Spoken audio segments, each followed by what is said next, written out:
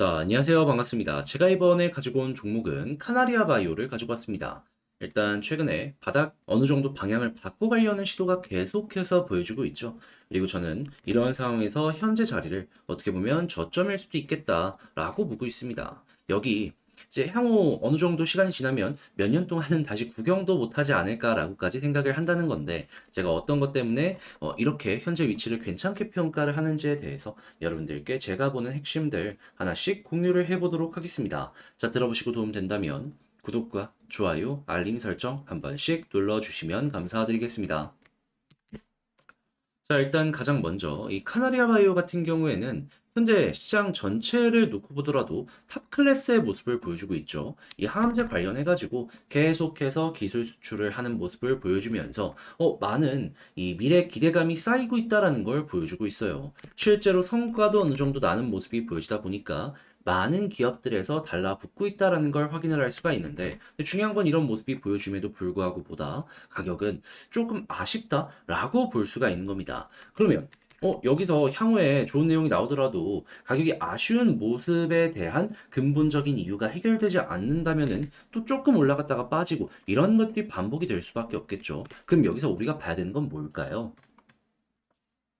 단순합니다. 그냥 바이오 섹터 전체를 누리는 이 시장의 상황이 조금 풀리는지 여기에 집중해서 봐야 될 필요가 있는 거예요. 자, 그랬을 때 시장 상황이 어떤지를 말씀드리도록 하자면, 바이오는 기본적으로 지금 당장의 실적보다는 미래에 대한 기대감을 현재로 끌고 오는 이런 종목이거든요. 그런 만큼 시장의 유동성, 현금이 많이 풀려 있어야지 보다 더 미래에 있는 밸류를 잘 끌고 올 수가 있습니다. 자, 그런데 이 밸류를 끌고 오기 위한 유동성은 뭐가 결정을 한다? 결국에는 금리가 결정을 합니다. 자, 그런데 최근에 금리 관련해서 어떠한 소식이 들려오게 되었냐? 금리 인상 안 할 수도 있다라는 내용이 들려오다 보니까 이 증시가 다 올라갔습니다. 하지만 오늘 이 파월 의장이 대놓고 얘기했어요. 아직 열려 있다. 완벽하게 끝난 건 아니니까 보수적으로 봐야 된다. 그러다 보니까 이게 매파적이다라고 분석이 되었고, 금리에 좀 안 좋은 영향이 갔다 보니까 이것 때문에 시장 전체가 빠지는 모습이 보여지게 되었던 것이죠. 하지만 디테일하게 봅시다.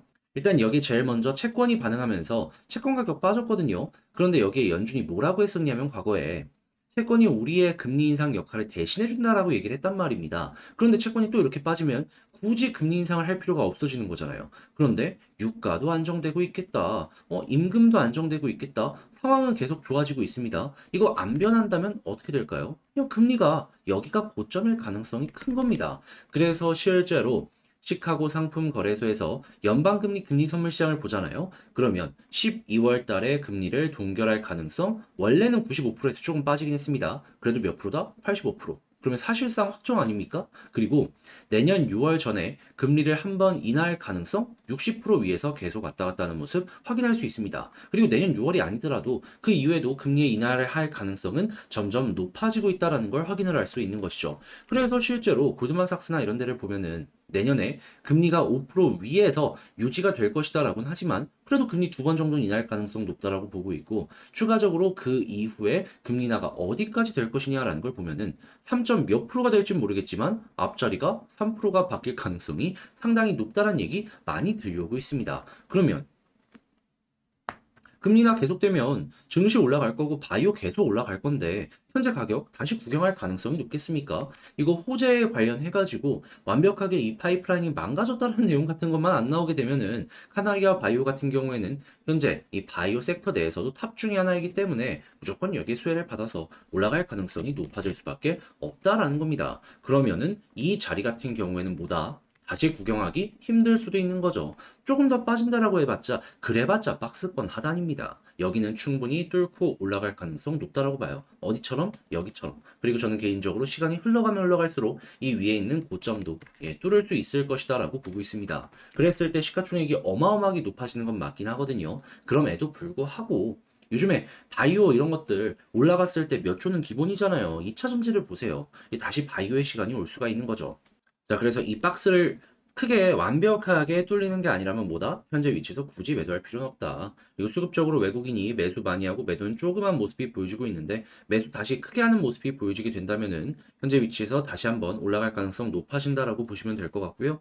그런 상황에서 위에 있는 저항선 요 파란색 있죠? 여기마저 수월하게 돌파하는 모습이 보여지게 된다면 과거에도 여기를 중심으로 이렇게 자리 잡고 한번 더 올라가는 모습이 보여지게 되었잖아요. 예, 마찬가지로 이전에 있는 고점 언저리까지 다시 한번 시도가 나올 수 있을 것이다라는 걸 생각을 하시면서 보시면 좋겠습니다. 자, 그러면 지금 봤던 걸 가지고 총정리하면서 카나리아 바이오 마치도록 하자면요. 일단 첫 번째 나오는 뉴스를 봤을 때 여전히 긍정적이고 그리고 시장의 흐름을 봤을 때 업황 시간은 조금 걸릴 수 있겠지만 현재가 저점일 가능성이 높다. 차근차근 보도록 하자. 그리고 세 번째 같은 경우에는 수급 외국인 보시면 되고 네 번째 현재 위치에서 241선까지 돌파하는 모습이 보여지게 된다면 여기를 중심으로 전고점 갈 수 있으니까 이거 준비하도록 하자라고 설명드리며 카나리아 바이오 영상 마치도록 하고요. 자, 제가 이렇게 열심히 준비한 내용이 핵심만 딱딱딱 이렇게 짚어드렸잖아요. 여러분들께 도움이 되었다. 아, 이거 내가 되게 잘 봤다 라고 생각을 하신다면 구독과 좋아요, 알림 설정 한 번씩 부탁을 드리도록 하겠습니다.